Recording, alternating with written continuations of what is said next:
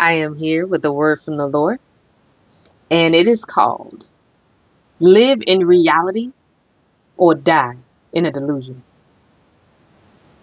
Imagine mass hypnosis over centuries, delusion being passed down generation after generation. What do they stand to gain by this? Who? People? No. The enemy. Dominion that he lost when Jesus resurrected. Control over those who control this realm so that he can still rule by puppeteering humanity. And compliance via fear and instability.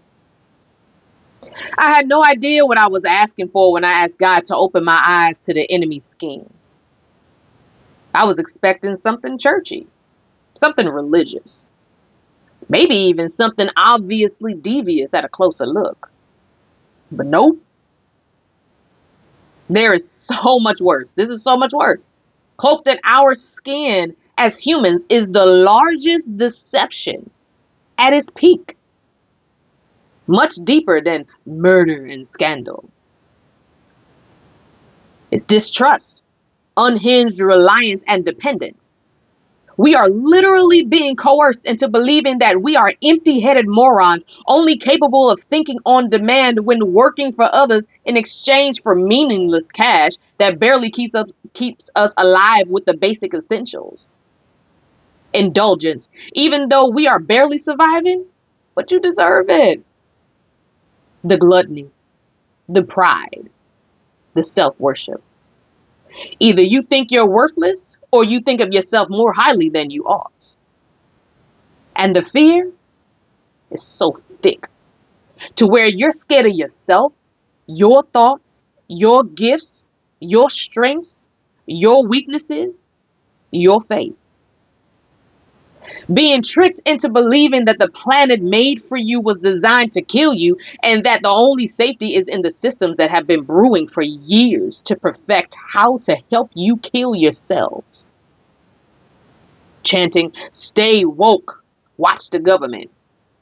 But the government is on the shoulders of Christ. We ought to be watching the enemy, studying our opponent, not just the support of our ally.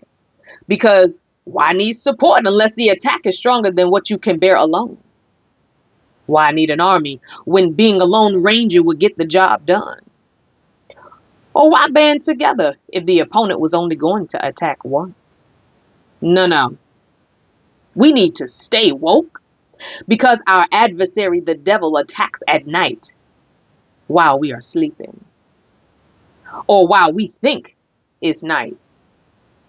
As we walk through life with our eyes closed, sleeping through the alarms of life, warning us that if we don't open our eyes, we will self-destruct.